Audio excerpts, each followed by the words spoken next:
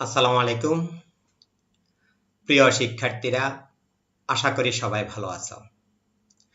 আমি আলহামদুলিল্লাহ তোমাদের দোয়ায় ভালো আছি। আমি আজকে আবার তোমাদের মাঝে উপস্থিত হলাম। আজকে আমি তোমাদেরকে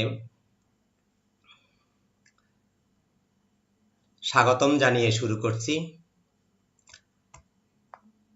করমুল্লা উচ্চ বিদ্যালয়ের পক্ষ থেকে।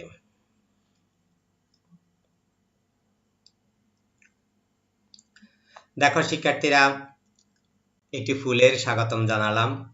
ফুলের একটা বৈশিষ্ট্য আছে, তোমরা বৈশিষ্ট্যটা একটু লক্ষ্য করে রাখো, পরে আমরা এটা নিয়ে আলোচনা করব। উপস্থাপনায় আছি আমি ফয়েজ আহমদ, সহকারী শিক্ষক, করমুল্লা উচ্চ বিদ্যালয়। আমাদের আজকে আমরা অষ্টম শ্রেণীর গণিত প্রথম অধ্যায় নিয়ে আলোচনা করব। চিত্রগুলো লক্ষ্য করো শিক্ষার্থীরা। এটিতে তোমরা একটা বিশেষ বৈশিষ্ট্য পাচ্ছ। এই পশুটি নিশ্চয় তোমরা চিনো, জেব্রা, যার গায়ে ডোরা কাটা। এখানে পাতা, এটা এক প্রকার শাক, অনেকেই তোমরা ঢেঁকি শাক হিসেবে চিনো এটারে, যদিও বিজ্ঞানে এটি ভিন্ন নাম। দেখো এটি কি প্রজাপতি, নিশ্চয় লক্ষ্য করতেছ প্রত্যেকটা জিনিসই কিন্তু একটি মিল আছে।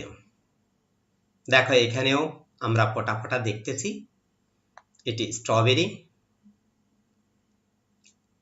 এখানেও বালি এবং ফানি, সৈকত, সৈকতেও বালির একটা প্যাটার্ন দেখতে পাচ্ছ তোমরা। সুতরাং ফুলেও চলে আসছে, এটা নির্দিষ্ট একটা ছকে এরা সীমাবদ্ধ, এবং এই চকটি হলো মূলত প্যাটার্ন। সবাই নির্দিষ্ট প্যাটার্ন, যেমন আমরা বিল্ডিং এ ইট গাঁথি, তখন দেখবে রাজমিস্ত্রিরা একটা নির্দিষ্ট প্যাটার্নে ইট গাঁথে। সুতরাং আমাদের আজকের বিষয় প্যাটার্ন। আমাদের অষ্টম শ্রেণীর প্রথম অধ্যায়, তোমরা জানো, প্যাটার্ন নিয়ে আলোচনা। শিক্ষার্থীরা, আজকে যে আমাদের শিক্ষণ ফল তা আমরা এখানে উপস্থাপন করছি না, তো আমরা পরেই তোমরা দেখতে পাবে আমাদের কি আছে। দেখো এটি বাংলাদেশের খণ্ডিত কিছু চিত্র। চিত্রে নিশ্চয় তোমরা নামগুলা দেখে বুঝতে পারছো, এগুলা বিভাগের চিত্রগুলা তোমরা নিশ্চয় দেখতে পাচ্ছ। এখন তোমরা লক্ষ্য করো, এখানে চিত্রগুলা একত্রিত হয়ে একটা আকৃতি ধারণ করেছে। এই আকৃতিটা কিসের সাথে মিলে? আমাদের দেশের মানচিত্রের সাথে কি মিলে? নিশ্চয় তোমরা বলবে না। এবার দেখো শিক্ষার্থীরা, এই চিত্রগুলা একটি নির্দিষ্ট প্যাটার্নে যায় মিলতেছে, আর এই প্যাটার্নটাই হলো আমাদের বাংলাদেশের মানচিত্র।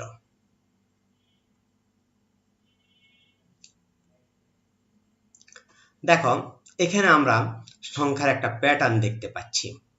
নিচে আমরা দুই পাশে এক এক দেখতে পাচ্ছি, নিচে আমরা দুই দেখতে পাচ্ছি। দুইটা কিভাবে আসলো? উপরের দুইটা সংখ্যা যোগ করে দুই। ঠিক একইভাবে তোমরা লক্ষ্য করো, এখানে এক এবং দুই যোগ করে তিন, দুই এবং এক যোগ করে তিন। নিশ্চয়ই পরের সারির সংখ্যাগুলা কি হবে তোমরা বুঝতে পারছো? হ্যাঁ শিক্ষার্থীরা, এখানেও একই অবস্থা, যে এখানে এক এবং তিন যোগ হয় চার, তিন তিন যোগ হয় ছয়।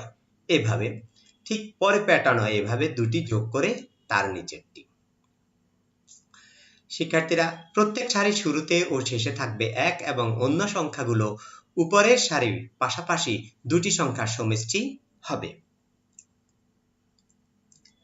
এবার দেখো প্যাটার্নটি আবার লক্ষ্য করো, এটা একই রকম প্যাটার্ন। এখানে দেখো 1 2 3 4 কে এক ধরনের ইন্ডিকেট করা হয়েছে। 1 2 3 4 5, এটি একটি স্বাভাবিক সংখ্যা প্যাটার্ন। সরাসরি স্বাভাবিক সংখ্যা সম্পর্কে আমরা যদি বলি, তাহলে এটি স্বাভাবিক সংখ্যার প্যাটার্ন। চিত্রটি থেকে প্রত্যেকে দুটি করে স্বাভাবিক সংখ্যা প্যাটার্ন লিখো। নিশ্চয়ই তোমরা লিখতে পারবে, কারণ এখানে কোনাকুনি আবার 1 2 3 4 5 আছে। এভাবে তোমরা বিভিন্ন সংখ্যাগুলো একত্রিত করে লিখতে পারবে। এখন দেখো ইরাটোস্থেনিস ছাঁকনির সাহায্যে মৌলিক সংখ্যা নির্ণয়। মৌলিক সংখ্যা সম্পর্কে তোমাদের ধারণা আছে। মৌলিক সংখ্যা হলো মূলত একের চেয়ে বড় এমন সংখ্যা যা এক এবং ওই সংখ্যা ছাড়া অন্য কোনো সংখ্যা দ্বারা ভাগ করা যায় না। আরেকভাবে আসলে সরাসরি যদি আমরা সংজ্ঞাতে যাই, তাহলে একের চেয়ে বড় যে সকল সংখ্যার উৎপাদক শুধু এক এবং ওই সংখ্যা, তাকে মৌলিক সংখ্যা বলে। লক্ষ্য রাখবে শিক্ষার্থীরা, একের চেয়ে বড় অর্থাৎ এক মৌলিক সংখ্যা নয়। তাহলে আমরা এবার ছাঁকনিটা দেখাচ্ছি তোমাদেরকে। এখানে আমরা সংখ্যাটা দেখাচ্ছি 1 থেকে 100 পর্যন্ত আমাদের অনেকগুলো সংখ্যা, 1 থেকে 100 পর্যন্ত সংখ্যাগুলো। এবার লক্ষ্য করো, আমরা ইন্ডিকেট করব একের চেয়ে বড় 2, তাহলে 2 এর উৎপাদক 1 এবং 2, অথবা 2 কে 1 এবং 2 ছাড়া অন্য কোনো সংখ্যা দ্বারা ভাগ করা যায় না। সুতরাং আমাদের প্রথম সবচেয়ে ছোট মৌলিক সংখ্যাটি হলো 2। এখন লক্ষ্য করো শিক্ষার্থীরা, কি ঘটবে? হ্যাঁ শিক্ষার্থীরা, তোমরা দেখতে পাচ্ছ 2 এর গুণিতকগুলো অর্থাৎ জোড় সংখ্যাগুলো, এরা আর মৌলিক সংখ্যা নয়, কারণ এরা সবাই 2 দ্বারা বিভাজ্য। আমরা বলেছিলাম যে সকল সংখ্যা এক এবং ওই সংখ্যা ছাড়া অন্য কোনো সংখ্যা দ্বারা বিভাজ্য নয় ওগুলোই মৌলিক সংখ্যা। তো এখানে যে সংখ্যাগুলো বিলুপ্তি ঘটছে ওই সংখ্যাগুলো 2 দ্বারা বিভাজ্য। এবার 3 দেখো, আমাদের পরবর্তী মৌলিক সংখ্যা 3। একইভাবে 3 দ্বারা অর্থাৎ 3 এর গুণিতকগুলো লোপ পাচ্ছে। শিক্ষার্থীরা, 3 এর গুলো গেল। পরবর্তী মৌলিক সংখ্যা 5, কারণ 5 কে 1 এবং 5 ছাড়া অন্য কোনো সংখ্যা দ্বারা ভাগ করা যায় না। এবার দেখো 5 এর গুণিতকগুলো সংখ্যার শেষে, মনে রাখবে সংখ্যার শেষে 5 বা 0 যদি থাকে, অর্থাৎ একক স্থানীয় অঙ্ক যদি 0 বা 5 হয়, তাহলে ওই সংখ্যাগুলো 5 দ্বারা বিভাজ্য বা 5 এর গুণিতক। এবার আসো 5 এর পরবর্তী মৌলিক সংখ্যা কোনটি? 7। তাহলে আমরা দেখি 1 থেকে 100 পর্যন্ত 7 এর গুণিতক সংখ্যাগুলা কোনগুলো। তারপরে লক্ষ্য করো 7 এর পরে আর মৌলিক সংখ্যা তোমরা দেখতে পাচ্ছ 11।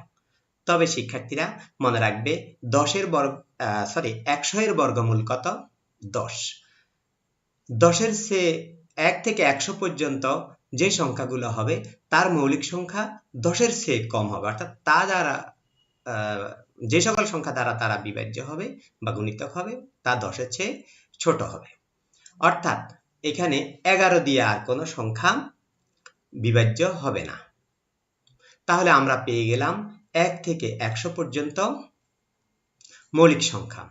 দেখো 1 ছাড়া তোমরা আর কতটি মৌলিক সংখ্যা, অর্থাৎ 1 থেকে 100 পর্যন্ত কতটি মৌলিক সংখ্যা আছে যদি আমরা এটা দেখাতে যাই, তাহলে এখানে প্রথম আছে 4টি, তারপর সারিতে 4টি, মোট 8টি, এখানে 2টি 10টি, 11 12 13 14 15 16 17 18 19 20 21 22 23 24 25। তাহলে আমরা 1 থেকে 100 পর্যন্ত মৌলিক সংখ্যা কয়টি পেলাম? 25টি। 1 থেকে 20 এর মধ্যে মৌলিক সংখ্যা কয়টি ও কি কি? এবার এটা তোমাদের কাজ। আশা করি তোমরা এবার একদম সহজেই পারবে। আবার 50 থেকে 100 পর্যন্ত একই অবস্থা। আমার আশা তোমরা অবশ্যই পারবে। এবার আসো আমরা প্যাটার্নের অঙ্কে আসি। মালিক তালিকার পরবর্তী দুটি সংখ্যা নির্ণয় করো। এখানে আমরা লক্ষ্য করি তালিকার সংখ্যাগুলো। প্রথমে আমরা তালিকার সংখ্যাগুলো লিখলাম। এবার পার্থক্য লক্ষ্য করো, 3 এবং 10 এর পার্থক্য 7, 10 এবং 17 এর পার্থক্য 7, 17 এবং 24 এর পার্থক্য 7, 24 এবং 31 এর পার্থক্য 7। এখন দেখো 31 এবং তার পরবর্তী যে সংখ্যাটি নিশ্চয়ই তারও পার্থক্য 7 হবে। তার মানে 31-এর সাথে 7 যদি যোগ করি আমরা, তাহলে পরবর্তী সংখ্যাটি আমরা পেয়ে যাব। 31-এর সাথে 7 যোগ করলে 38, 38-এর সাথে 7 যোগ করলে 45। আমরা পরবর্তী দুইটি সংখ্যা পেয়ে গেলাম। এবার লক্ষ্য করো শিক্ষার্থীরা, এটা নিজেরা করবে বাড়িতে, একটু মনোযোগ সহকারে তোমরা দেখবে।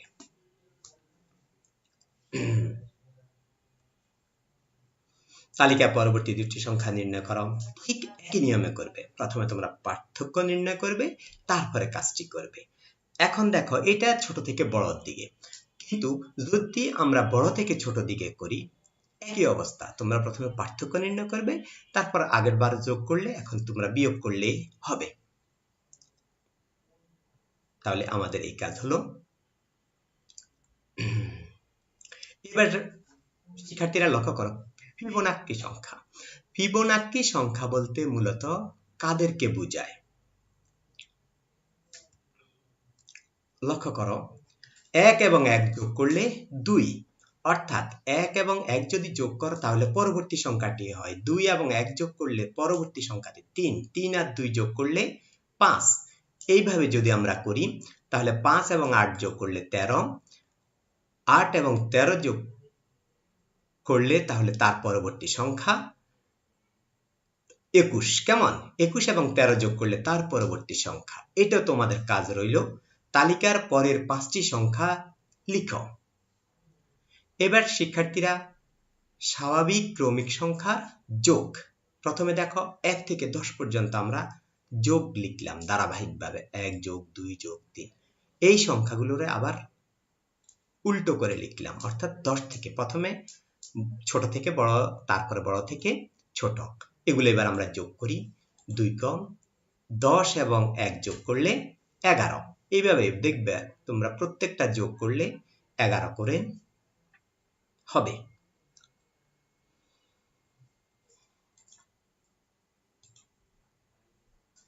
লক্ষ্য করো, 10 এখানে 11, 11 মানে কি 1 যোগ 10, অর্থাৎ সর্বোচ্চ সংখ্যা যোগ সর্বনিম্ন সংখ্যা গুণ পদ সংখ্যা। 1 থেকে 10 পর্যন্ত কয়টি পদ আছে? 10টি পদ। ক সমান, এবার 2 যদি আমরা এই পাশে আনি তাহলে এটা কি হবে? নিচে চলে যাবে।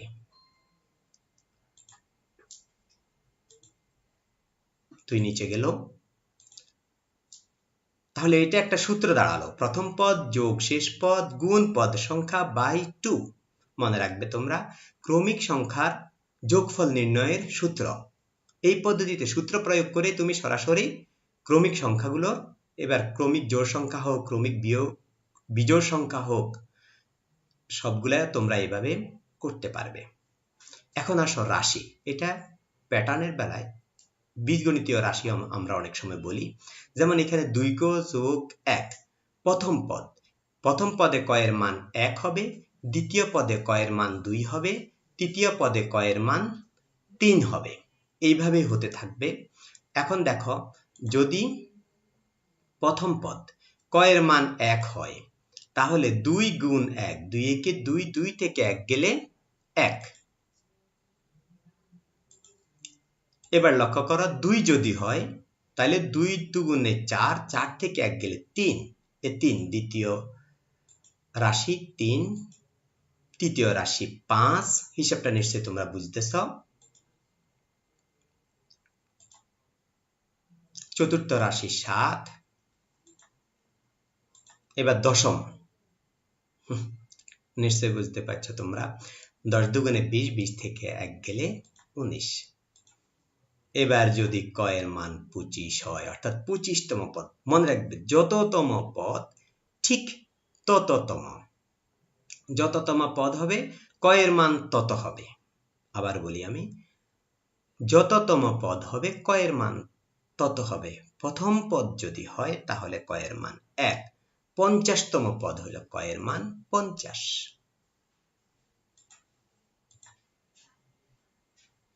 এবার আমরা ঠিক আগে যে রাশিগুলোর কাজ করেছি, রাশিটির কাজ করেছি, ঠিক ওই নিয়মেই এখানে করতেছি। দেখো, 2 বিয়োগ 1। এখানে তোমরা রাশিটিতে তোমাদেরকে এখানে আলোচনা করার ক্ষেত্রে আমি আরেকটা জিনিস দেখাচ্ছি। লক্ষ্য করো, 3 থেকে 1 গেলে 2। দেখো, ক এর সাথে 2 আছে। এখন দেখো এই 2 থেকে কত যোগ বা বিয়োগ করলে এই সংখ্যাটা হবে? 2 থেকে 1 বিয়োগ করলে 1 হবে। ঠিক এখানে রাশিটি এটাই হলো। এখানে তাহলে অষ্টম পদ আসো, তাহলে ক এর মান কত? 8। 8 দুগুণে 16, 16 থেকে 1 গেলে 15। এবার 25তমটাতে আমরা আসি। 25 দুগুণে 50, 50 থেকে 1 গেলে 49। শিক্ষার্থীরা লক্ষ্য করো, এখানে আমরা তোমাদেরকে এটা প্রথমে আমি একটু আগে যেটা বললাম, 8 থেকে 5 গেলে 3, 11 থেকে 8 গেলে 3, তাহলে আমাদের রাশিটি প্রথমে হবে 3 ক। 3 এর সাথে কত যোগ বা বিয়োগ করলে 5 হয়? 2 যোগ করলে 5 হয়। তাহলে আমাদের রাশিটি দাঁড়াচ্ছে 3 ক যোগ 2। তাহলে এখানে কত হবে? 3 10 30 যোগ 2 32। এইভাবে তোমরা এখানে মানগুলো বসিয়ে করতে পারবে। এরপরে লক্ষ্য করো, এখানে তৃতীয় পদ 3 স্কয়ার অর্থাৎ 3 3 9 যোগ 1, তাহলে এখানে হবে 10। 5 5 5 25 যোগ 1, তাহলে হবে 26। এইভাবে এই পদটাও হবে 101। হিসাবটা কিন্তু এইভাবেই করবে। শিক্ষার্থীরা এই নিয়মে এবার আসো আমরা যে আলোচনা করেছি এতক্ষণ, ওই আলোচনার আলোকে আমাদের বাড়ির কাজ, এটি কোন ধরনের প্যাটার্ন উল্লেখ করা, অর্থাৎ এটা কি স্বাভাবিক সংখ্যা না ফিবোনাক্কি সংখ্যা, এইভাবে প্যাটার্নটির পরবর্তী 3টি সংখ্যা নির্ণয় করো। এই প্যাটার্নটির সংক্ষিপ্ত পদ্ধতিতে প্যাটার্নটির 10টি পদের সমষ্টি নির্ণয় করো। নিশ্চয়ই তোমরা বুঝছো সংক্ষিপ্ত পদ্ধতি মানে সূত্র প্রয়োগ করে, যেটা আমরা আলোচনা করেছিলাম। শিক্ষার্থীরা ভালো থেকো। আমি আর আজকে এই পর্যন্তই আলোচনা করলাম। তোমাদের প্যাটার্নের পরবর্তী ক্লাস নিয়ে আমি আবার উপস্থিত হব। এটি আমাদের প্যাটার্নের প্রথম ক্লাস এবং পরবর্তী ক্লাস নিয়ে আমি সহসাই তোমাদের সামনে উপস্থিত হব ইনশাআল্লাহ। তো আজকে এই পর্যন্তই। ধন্যবাদ সবাইকে।